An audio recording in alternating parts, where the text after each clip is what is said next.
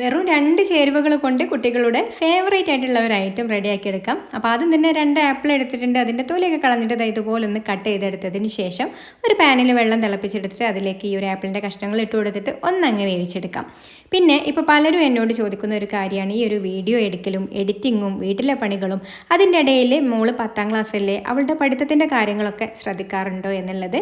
സത്യം പറയുകയാണെന്നുണ്ടെങ്കിൽ അവളുടെ പഠിത്തത്തിൻ്റെ കാര്യത്തിലൊന്നും എനിക്കങ്ങനെ ടൈം ചിലവഴിക്കാൻ ഉണ്ടാവാറില്ല. അതുകൊണ്ട് തന്നെ ഞാൻ അവളൊരു ഓൺലൈൻ ട്യൂഷന് ചേർത്തിട്ടുണ്ട് കേട്ടോ. ആൽബർട്ടോ എഡ്യൂക്കേറ്റർ എന്ന് പറഞ്ഞിട്ടുള്ള ഒരു ഓൺലൈൻ ട്യൂഷനിലാണ് മോളിപ്പോൾ പഠിക്കുന്നത്.